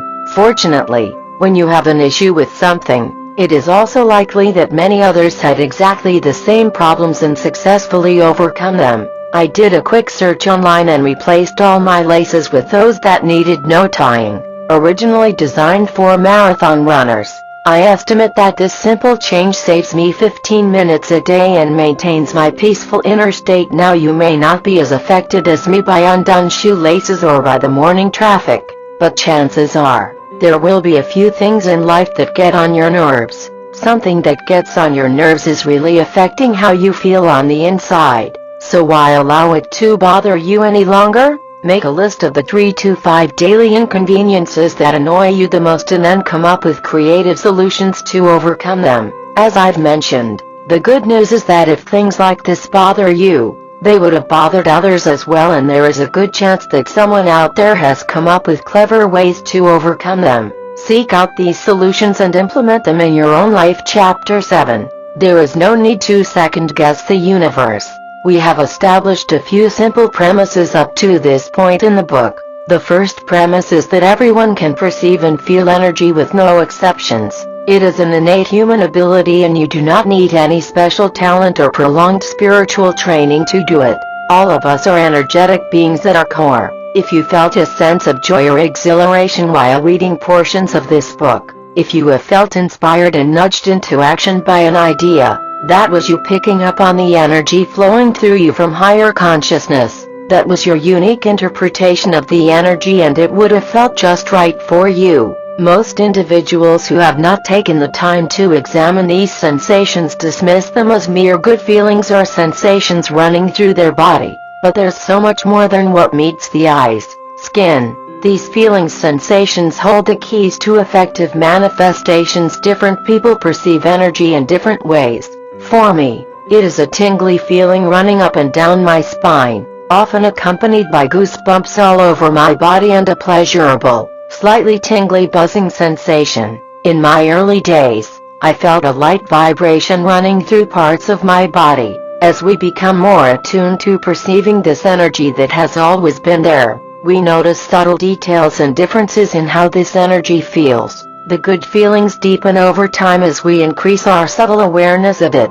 This energy has a unique vibrational signature that we will always be able to identify and work with. Identifying the unique ways in which the universe communicates with you will be very useful to your manifestation work. The second premise we have established is that the universe never stops sending these signals and impulses to you. We all have an always-on, 247 connection to our universal source. When we are feeling scared or worried, we are not in a position to receive impulses and communicate with this universal source that is vibrating at very high energetic levels. However, once we let go of all our emotional baggage and negative thoughts, we immediately free up our channels to receive clearly from this universal source. Thus, the universe is always guiding us to our greater good, in a manner that is unique and instantly identifiable to us. In my early days of doing this work, I was always waiting for the universe to communicate with me and send me nudges. I too had read that the universe was always guiding us towards our greater good, but I did not understand the full significance of this spiritual truth. Thus, I often sat around and waited for the universe to send me signals and nudges. I once did so over the period of a few years, in which my life totally stagnated. Despite all my effort, I received nothing at all. I felt very little joy and lots of worry during that period in my life. Is it any wonder that the universe could not even get through to me? Each time I sat in stillness and attempted to receive these signals from the universe, I was actually filled with a deep sense of worry and fear on the inside. I was worried about my finances and about my future. If I had checked in on my inner state back then, it would very well have been 90–100% worrisome and fearful thoughts. Thus, understand that the universe has no way of getting through to you if your inner state is not conducive, because you are holding yourself so far apart from the higher vibrations of universal source. This is the basis of the law of attraction, as we have mentioned earlier. The only way to bring yourself back into alignment with universal source and to start receiving useful impulses, signals from the universe, is to let go of, drop, all of your negative emotions and feelings on the inside. Only when you're able to go from 100% negative feelings to about 50% or less negative feelings will you have space freed up in your inner consciousness to receive such signals and impulses from the universe. Even the term receiving is a bit of a misnomer, since the universe is always sending you these signals and there is no need to receive anything. I remember one had to dial in during the early days of the internet. You may be familiar with that era too, when you had to log on to the internet using a slow, dial-up modem. Only after a successful dialing in would you be able to access the internet and your web pages. Today, however, most of us are on an always-on, speedy DSL or fiber connection. We don't even need to be concerned about whether we are connected, as the connection is always on. We let the connection run in the background even as we work on our spreadsheets, design our presentations and organize our photo libraries. As a result, we don't even realize which software programs require an internet connection. It is the same with accessing the infinite powers of the universe. We are always connected, and there is no need to deliberately dial in when you need something done. However, you can become disconnected. The connection can become extremely slow, choppy. If your pipelines are clogged with negative fear and worry thoughts, eliminate these fear and worry thoughts from your life and everything will run smoothly. Back when I was constantly worried and waiting for signals from the universe, I often perceived false signals that were actually generated by my ego. I would often get an impulse to do something or to go somewhere, which later turned out to be untrue or a false lead.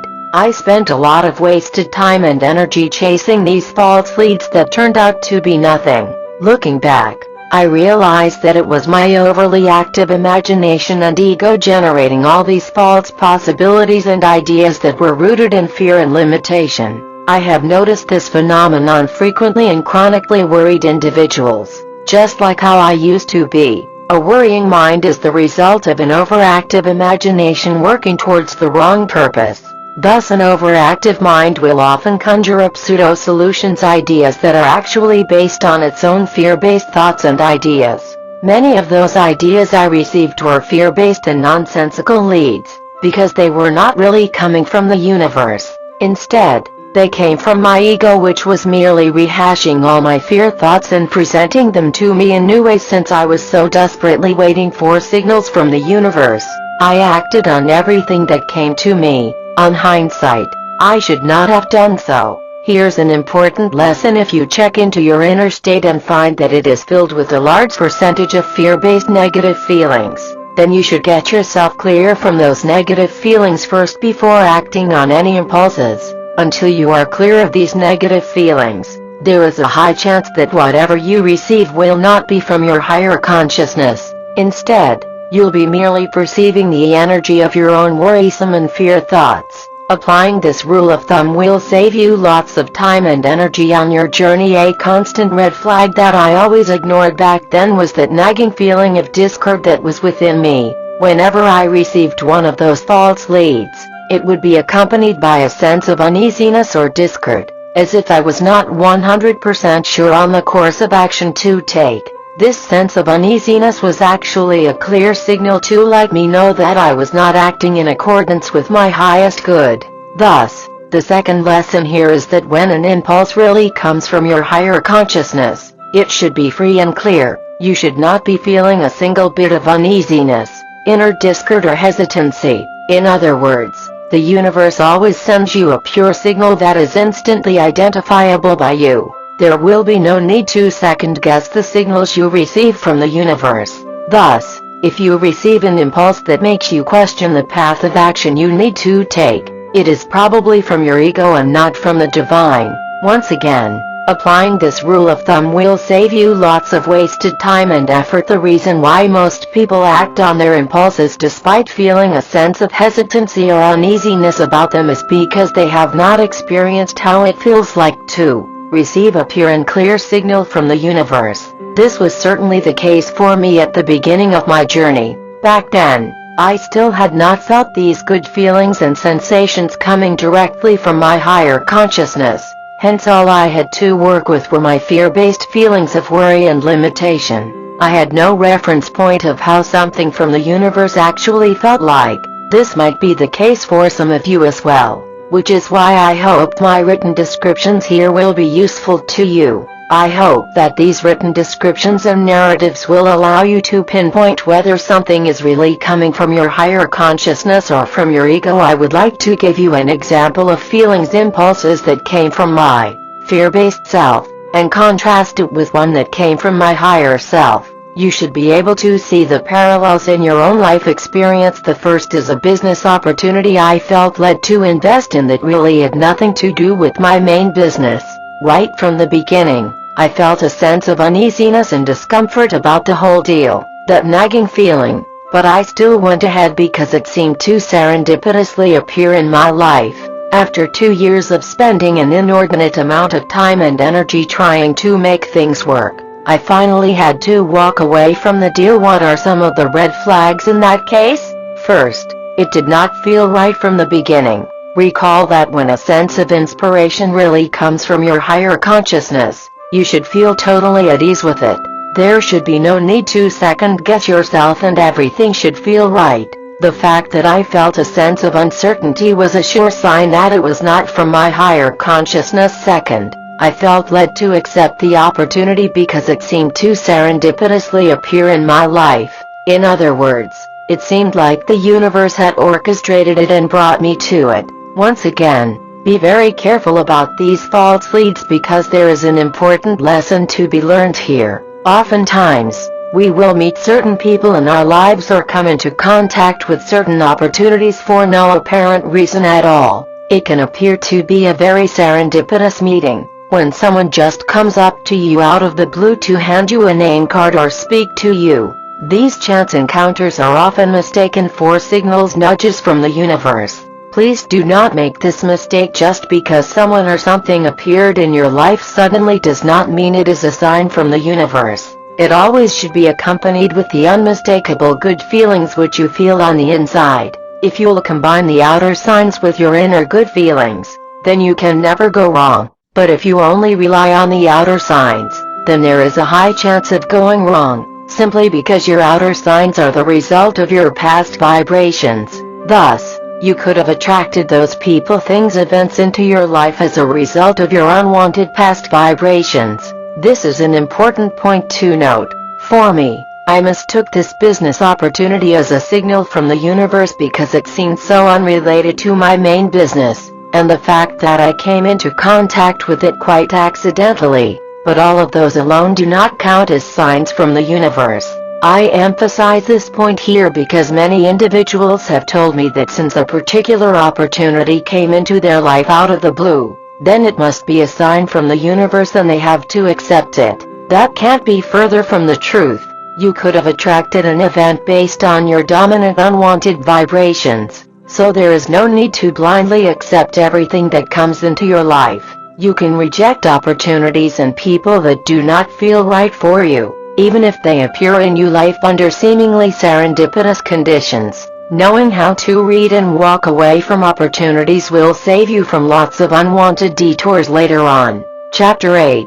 How to know if your manifestations are happening. The ego is always projecting false, illusory images onto our consciousness. These images are based on scarcity and fear-based thinking, steeped in the ego's purpose of keeping us safe from the world out there. During the first few years of my spiritual journey, I was often jumpy and looking for physical signs in the world out there. I was constantly misreading and projecting meaning onto external events and circumstances that really meant nothing at all. For example, I perceived the business opportunity which came to me suddenly as a serendipitous sign from the universe, when it was actually just a reflection of my own desperation and need to go do something. Therefore, if you check in on your inner state and find that you are constantly filled with fear-based thoughts and worries, that is a sure sign that you are not receiving pure and clear signals from the universe. The impulses you feel and the actions you feel compelled to take will be tainted with your own limited,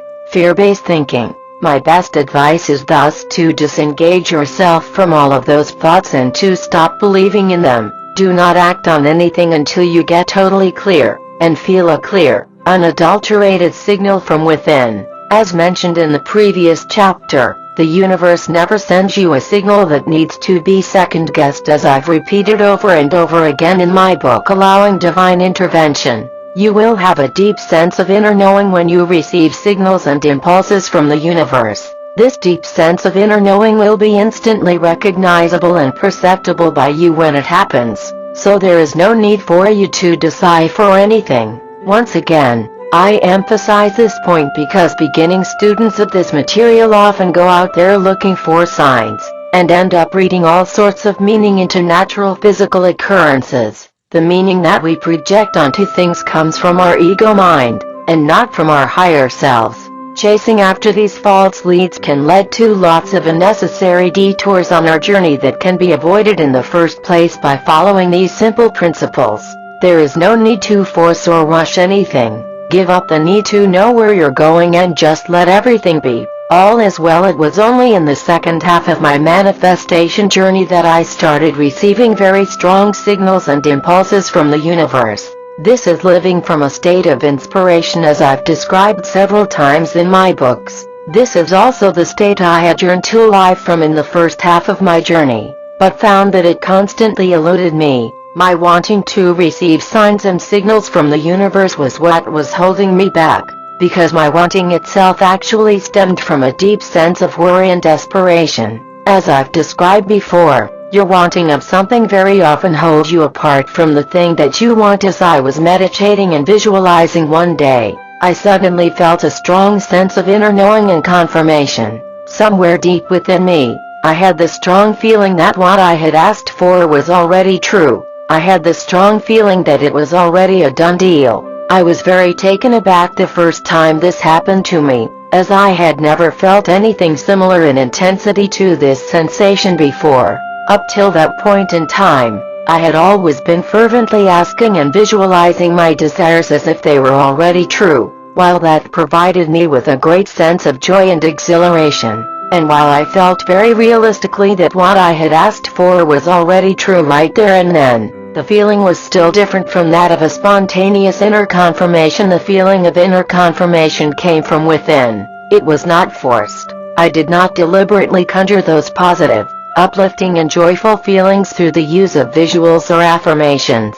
Instead, at some point during my visualization, I had this strong inner sense that it was already complete and done. The feeling was so strong for me that I did not even doubt for a single moment that what I asked for was already here. This feeling intrigued me, and it is similar to the feeling I received while driving through the tunnel, as described in the opening chapter. In fact, I have come to recognize both moments as one and the same. Both moments are the universe's way of letting me know that everything was going to be alright and taken care of. I felt a deep sense of peace and assurance the moment I felt that sense of inner confirmation. Most importantly, the feeling of inner confirmation came from within, and was not due to any external stimuli or evidence. I have often written that the only journey one has to make is on the inside, and that the very first signs of manifestation are always internal. In other words, it always seems as if nothing is happening on the outside.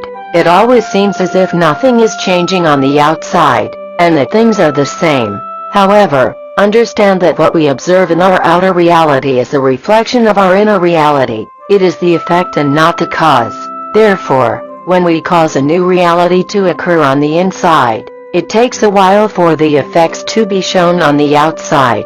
Once again, most students mistake this nothing happening outside as a sign that they are doing things wrong, or that all these techniques teachings do not work. They get discouraged by the lack of results and give up. But understand that very often, things are happening, just not on the outside. We are simply not perceiving them in the correct way. We have been trained to use our five senses to perceive the world around us. We depend on these senses so heavily to observe and interact with the outer world. Hence, when we first ask for something, it is only logical that we use our five senses to see if anything has changed in our outer reality. For most people, if they do not observe any tangible changes in their outer reality, they immediately conclude that the techniques have failed, when in fact, if they had bothered to look inside their inner world, they would be able to conclude that lots of things have started to happen indeed. This understanding is key to successful manifestations, because the universe always picks up on the sum total of your thoughts and feelings. Therefore, if you were feeling very optimistic about a new intention but immediately defaulted back to feelings of discouragement and negativity upon observing nothing happening on the outside, then the universe is picking up on those very feelings of discouragement as well. You can't just have the universe act on a particular type of good feelings and ignore the bad ones. The solution is to learn how to perceive your inner world with your inner senses. This is why the first part of this book is so important, because that was the part in which you learned how to perceive subtle changes in your bodily sensations. At first, you will not be very sensitive to changes in your inner world apart from feeling slightly different. For most people, all they can feel is a sense of polarity, good feelings versus bad feelings. But as you deepen your work and awareness in this area, you'll be able to feel many degrees of good feelings, and more importantly beyond the good feelings to the various physical energetic sensations themselves. I often feel a sense of forward momentum, a swirling energy, a vortex of sorts when I am in alignment. This surpasses the usual feel-good feelings, and they are the result of placing my conscious awareness on my inner world most of the time instead of my outer world. Therefore, anytime you set an intention and work on it, the first thing you should be doing is to check on your inner reality. Follow the techniques I have described in the first half of this book and check in. How do you feel about this issue in the now moment? Remember, the now moment is all that matters, so don't worry about the past or the future. Ask yourself how you feel about what you've just asked for in the now moment. Do you feel a sense of relief? Do you feel better? Or do you still feel as worried as before? If you still feel as worried as before, then you need to do some inner work to drop those worry feelings before any progress can be made. For most people, engaging in a simple visualization meditation exercise is sufficient to make them feel much better. Their vibration will be much improved as a result. When they check into their inner states, they'll find that instead of feeling 90% negative about an issue, their negativity has been reduced to only 10%. This improvement of 80% is actual evidence of your manifestation. Let me repeat this crucial point. This 80% reduction in negative feelings in relation to the intention you have just set is actual, tangible evidence that what you are asking for is on its way to you. It is not just something happening in your mind. It is way more powerful than that. It is all the real world, tangible, objective evidence. You need to know that whatever you are asking for is on its way to you. And if you keep your negative feelings at that reduced level, or even make them go down to zero in relation to the item which you're asking for, then the manifestation is a done deal. The manifestation is settled. Most people make the mistake of doing it the hard way. Let's say after their visualizations or whatever techniques they're using, they still continue to worry about whether they have done it correctly, or if when it will happen.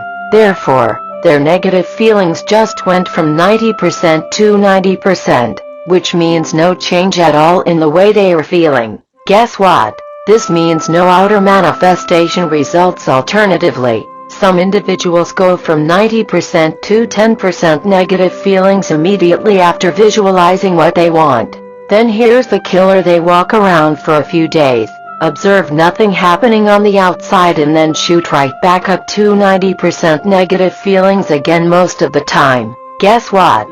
They just regressed right back to where they started, which means taking one step forward and one step back. This is why we often end up pedaling at the same spot and taking more time than we need with creative manifestations. If you have ever tried to tread water to keep yourself afloat, you'll know how tiring it feels. You're expending lots of energy just to keep yourself in the same place. As I look back at the manifestations in my life, there were a couple that took a long time, years in fact. These were the manifestations that matched the pattern I have talked about above. I would visualize and feel very good for a while, but then notice that nothing was happening on the outside and immediately revert back to my old feelings of negativity, worry, and what if all this doesn't work. As such, the next time I did my visualizations again, I had to start off from ground zero and work from my old starting point of 90% negative feelings, instead of my new and improved vibrational place. If you wish to greatly accelerate your manifestation process, and this applies to any subject and anything you're asking for, you need to get your negative feelings low and stay there for most of the time. Now, especially if you're asking for something which has been long in coming or perceived to be big, this can be difficult to do at once. You may go from 90% negative feelings to 20% immediately after you visualize, but quickly revert back to around 60%. That's still a good improvement from how you previously felt because you made a progress of 30 percentage points. So stay there at 60% for most of your time. The next time you do your visualization again, you'll start from that improved place of 60% negative feelings. Let's suppose that this time you go down to 20% again, then it rebounds to 40%. The next time you pick up where you left off, you'll start at 40% and keep going lower. You keep doing it until you get your negative feelings very close to zero. This is what will greatly accelerate your manifestations. and you'll be making improvements instead of constantly pedaling at the same spot. Sometimes, certain material which we read helps us to improve our understanding and fine-tune our vibrations. This is the reason why I'm so passionate about writing this series of books, and even more passionate about helping others learn the process. I still devour many books related to this subject myself. I do so not in the desire of making things happen, but in the hope of fine-tuning my understanding and letting go of more resistance I have unknowingly picked up along the way. Sometimes the act of reading allows you to drop resistance as you reach a new place of understanding, without you having to actively do anything. When you go from 90% negative feelings to a lower percentage, you are letting go of resistance. If you'll keep at it, the things that you want will happen for you, period. There is no other way around it. Of course, the reverse is also true. If you keep yourself at high levels of negative feelings for most of your time throughout the day, you'll only attract negative events, people and circumstances into your life. You'll continue to do so. That's why you are always creating and always manifesting, no matter how you feel on the inside. The only question is this: do you want to create an endless supply of good stuff or an endless supply of bad stuff? Once you learn all these principles, you will become even more acutely aware of the need to continually tend to your inner state. Chapter 9. The Peaking Technique. The feeling of inner confirmation is a deep sense of inner peace and assurance that something is a done deal. But instead of trying to feel and conjure up these feelings through the use of your imagination, this sense of inner confirmation arises spontaneously on its own. It is not forced. It arises by its own accord. When you feel it, you'll have a very strong, unmistakable feeling that something is indeed on its way to you. In the moment you ask for something, it is done. Therefore, don't deliberately try to feel or conjure up a sense of inner confirmation. Don't try to make it happen. Instead, use your inner senses and just notice your inner state after you have set an intention for something. What is your level of negative and positive feelings in the moment? Are you able to get those negative feelings down as close to zero as possible? When you are able to get your negative feelings down to zero and keep them there, magic and miracles will start to happen for you. The progress of most manifestations is often exponential in nature. At first, it seems like very little is happening on the outside. It seems like good things are slowly trickling in for you, but gradually, the trickle starts becoming a stream, and before long, you have a gush of goodness rushing your way that can't be held back. This is why most people are often amazed by how fast things turned around for them, when previously they have tried every single method humanly possible and still had no results. If you keep doing the techniques and mental exercises I suggested in this book, then I can assure you that the changes are indeed happening beneath the surface. If you resist the urge to constantly check your outer reality and keep the faith, then things will happen very fast for you. The moment you set an intention with determination, your inner reality immediately changes. This shift in inner reality is providing all the evidence you need that outer changes are soon to occur. It's like the tip of the iceberg. You can only perceive that little tip that is above the water surface, but there is more than what meets the eye beneath the surface. Therefore, the feeling of inner confirmation is a signal to you from yourself that you are finally going to receive whatever you have been asking for. It is a confirmation that you have let go of sufficient negative feelings and perceptions, such that you now have a clear and pure view of the whole manifestation process.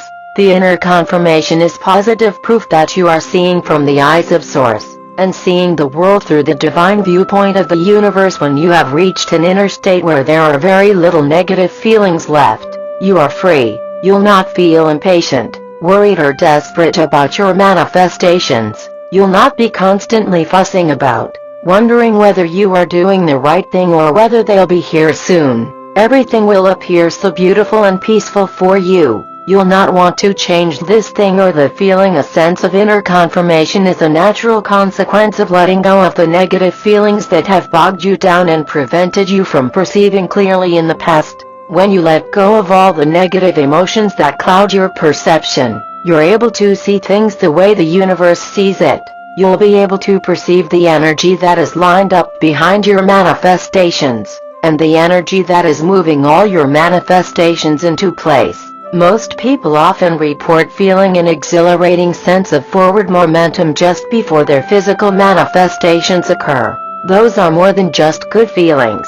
Instead, they are tangible proof that something is happening. You can feel that sense of forward momentum because you are so in tune with the energy fields of the universe, and can feel things snapping into their rightful places. But all of this can only happen when you let go of your negative feelings and emotions. I would like to offer an exercise that will help you do so. Bear in mind that this is not a replacement for doing the inner work.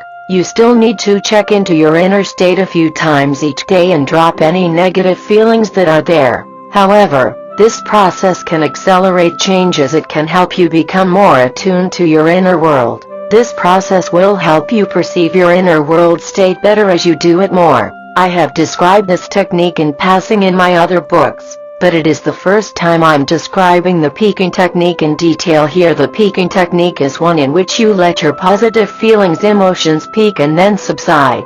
What we are really doing when we follow the peaking technique is to intensify our positive emotions, and to let go of all the negative emotions that bind us and keep us stuck in the same place. We are trying to create a new reality by really intensifying the positive emotions and letting go of, bringing down to zero, all the negative emotions that have held us back or led to unwanted manifestations in the past. This is also why right after you try the peaking technique, you may find yourself in a state of elation and with no negative resistant feelings. However, as time passes, you may find these negative feelings gradually returning due to prolonged past conditioning. That is when you must let them go again so that you can be at an improved vantage point. Here's how the peaking technique works. Make sure you're in a quiet place where you will not be interrupted and close your eyes. Take the necessary steps to ensure that you will not be interrupted over the next 10 to 15 minutes or so. By locking your door and switching off your mobile devices, close your eyes and take 3 deep breaths. Don't just take the deep breaths for the sake of taking them, but feel the energy swirling all over your body. You are picking up on the very real energetic vibrations that are all over your body. Feel all of this powerful universal energy that is swirling around you. These may manifest as good feelings, tingly sensations, or goosebumps all over your body. As we have covered in the earlier part of this book, these good feelings are your own unique ways of perceiving the energy field around you. Don't dismiss them as mere good feelings. Learn to recognize how they feel and to describe their exquisite character. Learn to notice the subtleties in how you feel, and notice if these feelings feel familiar to you. When have you felt them before? As you start to notice more details and subtleties in these good feelings, they will deepen for you over time. You'll be able to perceive more and more. Most people gloss over the first part and jump right into the second part I'll be describing shortly. But no, linger and stay for as long as you like at the first part. That is where all the magic happens, because in order to perceive all these good feelings and the energy field around you, you would have to, in that moment, give up a considerable amount of resistance. You would have to drop a significant amount of your negative feelings in the moment. Try doing this exercise when you are feeling angry, resentful, or irritated. You'll find it next to impossible. In fact, while you may be able to take the 3 deep breaths, it may be very difficult for you to feel the positive sensations in your body at all if you're angry or distracted. This is because your perception would be clouded with negative feelings. If that's the case for you, set the exercise aside and do it again when you're in a better mood. A neutral mood is all it takes for you to reap the benefits from this exercise. As always, avoid doing any of these exercises when you are feeling strong negative emotions. Take as much time as you would like to feel these positive feelings and sensations all over your body. Don't worry if you are making things up or doing things right. There is no right way to feel all these positive sensations and feelings. I often tell others that there is no right way to accept all the goodness from the universe. Now there is a possibility that you will not feel anything at all when you start doing this exercise. You'll take 3 deep breaths and feel nothing. If that's the case and you're in a fairly neutral mood, it simply means that you have attuned yourself to an outer-directed state of living and perceiving. You have become so accustomed at using your outer senses to perceive the world around you, that you have forgotten how to use your inner senses and abilities. People who have temporarily forgotten or never used their inner senses before tend to not feel anything when trying this exercise. If this happens to be you, then make it a point to try this exercise 3 times a day. Do not proceed until you can feel the positive good feelings and sensations running all over your body. Just close your eyes and try this exercise when you can for 5 minutes. You'll start making progress over the next few weeks and months, as you begin to shift your outer directed focus into your inner world. Once you manage to feel the considerable good feelings just from closing your eyes and taking deep breaths, it is now time to progress to the second step. In your mind's eye, just think about one intention desire you would like to manifest in your life. There may be many, but resist the urge to work on multiple at the same time. Instead, for a start, just focus your attention on one intention you would like to manifest. Hold this intention in your conscious awareness by either stating your intention in the now moment, or imagining that it is so. For example, if you would like a particular object or desired outcome in your life, imagine that this outcome is so in the now moment. Imagine that this outcome is true for you right now as you are trying out the exercise. Feel the feelings associated with the fulfilled outcome right now. Some people may find it difficult to conjure up these feelings. So one way is to see yourself lying right there in your chair feeling happy and satisfied that everything has happened according to your intentions. See yourself as fulfilled and happy. This will also work in lieu of directly feeling the feelings of happiness and fulfillment. As you take this next step, you'll find your positive feelings of joy, excitement and exhilaration increasing in your awareness. You'll feel a palpable sense of joy associated with the fulfillment of your desires. Feel these feelings in your body and feel them getting stronger. The law of attraction will make it easy for you to intensify these feelings, as you're now vibrating with a very pure and aligned intention, which draws to you more and more energetically related thoughts. Therefore, the longer you manage to hold this intention, the more intense your good feelings will be. Do not hold back and let your good feelings intensify. If someone were to check into their inner state right at this moment, they'll notice that it is 100% positive with zero negative or resistant thoughts. This is a very magnetic state for manifestations. The whole point of this exercise is for you to intensify these feelings as much as possible, or rather, feel those feelings increase and intensify themselves, until a peaking point. When I do this exercise myself, the good feelings become so intense that the feeling is almost surreal. I often feel my head muscles twitch involuntarily because I'm in such a state of ecstasy and joy. There is just so much pure, loving energy swirling around us and running through us that very moment. For those who have not experienced such states of ecstasy before, they may immediately find themselves falling back to the ground. They may think that something wrong is happening, or something bad must be happening since they are feeling so good. Once again, if that is how you feel and negative thoughts start creeping into your awareness, simply set the exercise aside and repeat it again. In time, you'll learn how to let your good feelings intensify without putting a cap on it or having a sudden downward crash. Those caps are just self-imposed limitations we have placed on ourselves, and there is no limit to how good you can feel. After keeping at this good feeling state for a while, it may seem as if a long time has passed, but my experience is that it only takes a few minutes. You may feel the good feelings culminate in what I identify as a peak.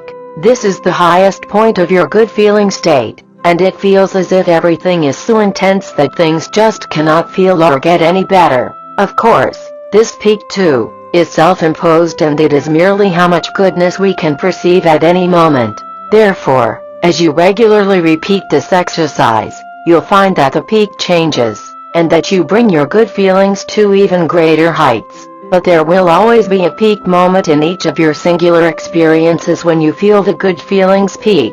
It is as if all the good energy is running through you at full steam. You have not felt so good before in a long time. And these good feelings have never felt so real and intense. The peaking point will come naturally. Therefore, what I always do is to let these good feelings intensify until they reach a natural peak. When I feel that the good feelings cannot be intensified any further, I would then remain in that peak state from anywhere between a few seconds to a few minutes before those feelings begin to subside. At the point when the feelings peak or shortly after, you will most likely feel a sense of inner confirmation. This is what I have described before as an inner click, where you can feel a shift take place inside of you, giving you inner confirmation that all is well, and that your manifestations are complete. The inner clicking point will coincide somewhat with the peak that you feel. After feeling that peak, you'll find your good feelings start to subside while simultaneously experience a sense of inner relief. It is as if you are being relieved of all the negative feelings, fears, worries and burdens which you have previously felt surrounding this manifestation. Because it is done, that point of inner confirmation has given you all the proof you need that the manifestation is now harmoniously complete. As you feel those intense feelings subside, you may experience a sense of motion, while keeping your eyes closed, as if you are drawn into something. Once again, this is your perception of the energy field around you. What most people feel after they experience the peaking technique is a sense of deep inner relief, peace and calm. If they check back in on their inner states, they'll find nil or very little negative feelings left inside them. What the peaking technique does is to take you on an inner journey and to show that you too can read and perceive the energy fields of your own manifestations. You too can feel when you are in alignment and when you are out of alignment. It is also a very useful tool to deepen your awareness and sensitivity of your inner state if done regularly. That's why I still use it on a daily basis, not to make anything happen, but simply because it feels so good. Chapter 10. Your inner state holds the keys. Mere knowledge is not useful unless it is successfully applied to your life. As with all these spiritual truths, merely knowing and being able to repeat them to others is not enough. You have to do the inner work necessary to apply these principles on a daily basis. You literally have to embody these universal principles in your daily life and make them a regular part of your life. At this point in our spiritual journey, your knowledge is complete. By this, I mean that you have the necessary technical knowledge and know how to make all of this work in your life. You have the necessary tools and bodily functions to make this work. You know how to direct your mind to a useful end. So the next step is to integrate this material at the level of your being. I started off by describing a spontaneous feeling of inner confirmation I felt one day, before explaining how the feeling came about. We have also learned that these feelings go beyond just mere good feelings and sensations. They are literally our bodies picking up on and perceiving the energy field around us. As we become more attuned to these energetic vibrations, we will be able to feel our manifestations moving into place and know how far along we are in our manifestation journey. We will be able to obtain inner confirmation even when it seems like nothing is happening on the outside. All of this cannot be forced, but instead has to be cultivated. To start off, make it a point to check in on your inner state several times a day. This practice does not have to be time-consuming, as you can easily notice how you're feeling in just a few seconds no matter where you are at, much like obtaining a temperature reading. If you will do this over the next few days, you'll find yourself adopting the stance of a curious observer. You'll start to understand why things have been happening for you the way they did. Taking time to check into your inner state a few times each day will show you the reasons why certain conditions have continually showed up in your life. Are you always feeling worried and fearful, or joyful and positive? By checking on your inner states, you'll be able to tell objectively whether you are indeed positive on the inside, or whether you have only been using outer, directed positive words and actions. Once you have taken readings of your current inner state, you are now in a much better position to change it one bit at a time if desired. Stop trying to pile on all the manifestation techniques without making the necessary inner changes. It all starts first from the inside. Make a deliberate effort to lower your negative feelings down to zero. and stay there for longer periods each time, the more you're able to let go of the negative feelings that have been bogging you down, the more freedom and lightness you'll feel. Also, the more you attempt to use your inner senses to perceive your inner state, the more adept you will become at this way of inner sensing. Very soon, you'll be able to notice subtle textures and details in the way you feel on the inside. You'll pick up on very exquisite changes in emotions and the beauty that is inherent in your inner state. All of this work deepens as you try it more and more each day. That's why there is truly no limit to how good this gets, or how good you can feel finally. I encourage you to try the peaking technique that allows you to quickly go to a state of zero negative emotions. It is in this unencumbered and limited state that you'll be able to feel your alignment with universal source energy extremely powerfully. If the exercise is too overwhelming for you at the beginning, do a portion of it each day until your body is attuned to the energy flowing through you. It is perfectly alright to break the technique down into several steps, going as far as you can each time. Your continued practice of the peaking technique will develop a sensitivity in you for the energy that is flowing through you. You'll be able to work and interact with this energy in a much deeper way. You'll find, as I have found, that no words or external physical evidence is necessary once you have set an intention for something. Very often, I receive energetic signs that my manifestations are on their way and feel the forward motion of things falling into place, even before any physical evidence appears for me on the outside. When you get to a stage where you can truly feel the forward momentum and the expectancy, that is when things have to happen for you. You have reached the tipping point where so much momentum has been set into motion, that it is impossible for your desired good not to come to you. But you can only reach this tipping point if you learn to use your inner senses resourcefully and keep your focus on what is desired, rather than what is undesired. You may not have seen yourself as a particularly spiritual or intuitive person, much less have the ability to perceive energy. This book takes the first small step in showing that you too are a talented energy reader. At our most fundamental level, we are energetic beings constantly perceiving, shaping and moving energy through the power of our focused thoughts. When you finally recognize your sacred role as an energetic creator, you begin to pay more attention to how you shape the energy field around you, and you use the unlimited stream of universal energy that is available to you in every moment with more reverence and respect. You do not squander it on negative feelings and emotions. Knowing how powerful a creator you are, it is my intention that you finally awaken to this true power within you and create the life you have always desired with love and blessings. No break space. Richard Dotz.